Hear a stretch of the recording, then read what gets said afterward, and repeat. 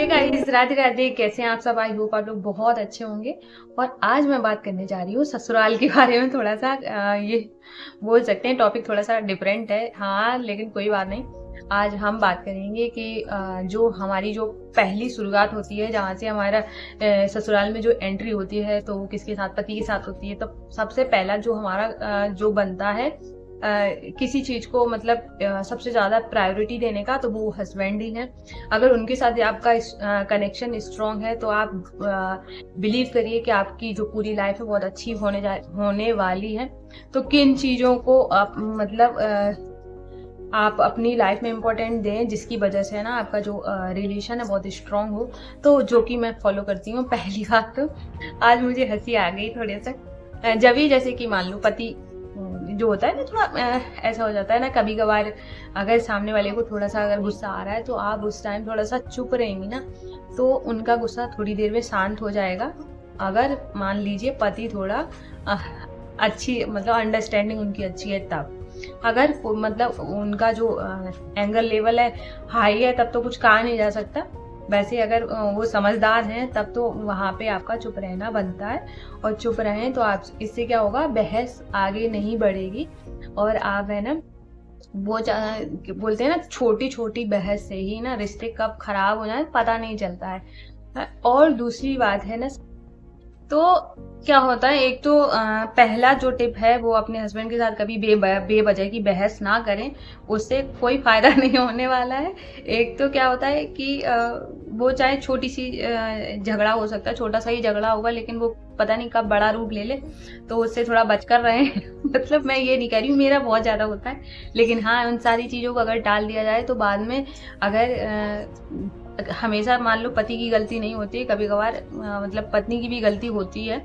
और इस वजह से ना अगर आप कभी कुछ कह रही हैं तो वो चुप हो जाएं, या आप वो कुछ कह रहे हैं तो आप चुप हो जाएं, तो ऐसे क्या होता है, रिलेशन कभी भी खराब नहीं होता है। दूसरी बात है ना, हर छोटी छोटी बातों को ना अपने मायके तक पहुंचाना, ये बहुत बुरी बात है। क्योंकि देखो, अब माँ बाप शादी करते हैं और बहुत उनके एक मतलब सपना होता है, लड़की अब जिस घर जा रही है ना वो अच्छे से रहे जाके। और तो क्या होता है, अगर बार बार आप उधर बोल रहे हैं तो उनको भी लग रहा है कि मेरी लड़की कितनी परेशान है। बेशक चाहे आज भी आपका झगड़ा हुआ हो, या फिर आपके घर में कोई अनबन हो गई हो, और उसके बाद आपने बोल दिया, उसके बाद आपका तो मन हल्का हो गया, आपके घर में भी जो था वो सारा सॉर्ट आउट हो गया। उनको उसी बात की टेंशन है कि लड़की भाई हमारी परेशान है, कैसे घर में चली गई है। तो जितना हो सके अपनी चीजों को, क्योंकि जहाँ आपकी शादी हुई है, और वही मतलब सब बोलते हैं ना, घर आपका है, आपकी ये जिम्मेदारी बनती है कि मतलब अपने घर की बातों को घर ही में रहने दें, और फालतू में ना फैलाएं, क्योंकि ये अच्छी बात नहीं है। तो ये दोनों ही चीजें नहीं करनी है। इससे क्या होगा कि जो आपका होता है ना, खुशी खुशी वाली लाइफ चलेगी, तो ये रहता है।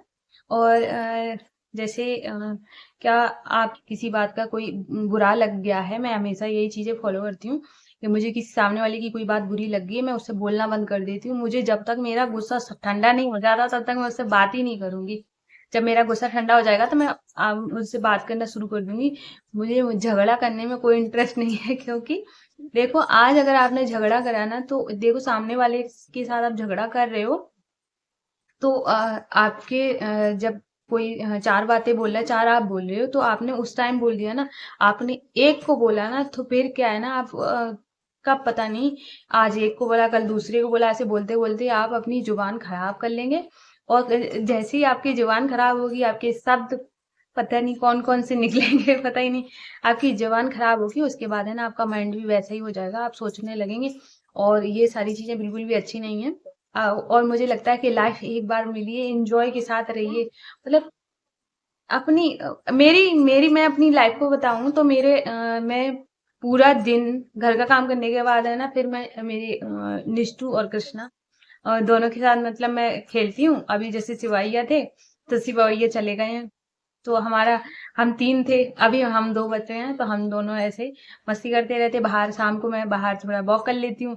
उसके बाद मेरा सारा जो टाइम है वो यूट्यूब में जाता है। तो मुझे मैं, और हाँ, मैं कॉल भी उन लोगों को ही ज्यादा करती हूँ, मतलब कॉल करती हूँ जब भी करती हूँ तो मैं सोच ऐसे लोगों को ही करती हूँ जो मतलब चार पांच लोग हैं।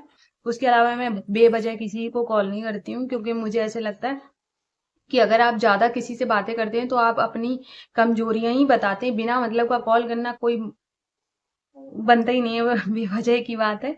तो मैं इन सारी चीज़ों से दूर रहती हूँ और इस वजह से जो मैं कह सकती हूँ कि अगर कोई को ऐसे लगता है, किसी को भी लगता है कि ससुराल अच्छी चीज़ नहीं है, तो थोड़ा बहुत तो अपने घर में भी होता है, और तो ससुराल में अगर होगा तो कोई बड़ी बात नहीं है। तो अपना घर समझ के उसमें रहें, और अपना घर समझ के क्या, अपना ही घर है। तो और आप अगर खुशी खुशी रहेंगे तो आपकी जो लाइफ है बहुत अच्छी चलेगी। और मेरा जैसे छोटी छोटी बात पे गुस्सा मैं मुझे आ जाता है, मतलब ऐसा झगड़ा करने वाला नहीं आता है, मतलब मैं ऐसे मुंह फुला लेती हूँ। किसी ने कुछ कह दिया, मेरे से बेशक ना बोली, मतलब मुझे ऐसे लग जाता है कि हाँ अभी इसने कुछ बोल दिया है, तो मुझे ऐसे थोड़ा सा मैं बात नहीं करूंगी। और फिर मैं थोड़ी देर में ही, अगर सामने वाले ने कुछ बोल भी दिया है तो थोड़ी देर में अगर उसने कुछ अच्छा कर दिया, मेरी इतनी मतलब बोलूं बच्चा बुद्धि है, अगर किसी ने कुछ बोल दिया उसके बाद अगर वो टॉफी भी ले आया तो मैं खुश हो जाती है, अरे टॉफी आ गई। तो ऐसी वाली आदत है, तो वो मैं इसलिए बता रही हूँ कि मैं चाहती हूँ हर जो भी मतलब लेडीज है अपने अंदर के जो बच्चे को ना जिंदा रखे। बच्चा अगर जिंदा है ना तो कभी आपको ना किसी बात का इतना बुरा नहीं लगेगा कि आपको ऐसे अभी ये मेरा दुश्मन हो गया, अभी मुझे इससे बात नहीं करनी, ऐसी थॉट कभी नहीं आएगी। तो ऐसे ही को फॉलो करके मैं हमेशा खुश रहती हूँ। तो अगर आप सबको भी मेरी ये सारी बातें अच्छी लगी हो तो प्लीज वीडियो को लाइक जरूर करना, और चैनल को सब्सक्राइब करना बिल्कुल ना भूलिएगा। मैं मिलूंगी न्यू ब्लॉग में, तब तक के लिए बाय बाय, राधे राधे।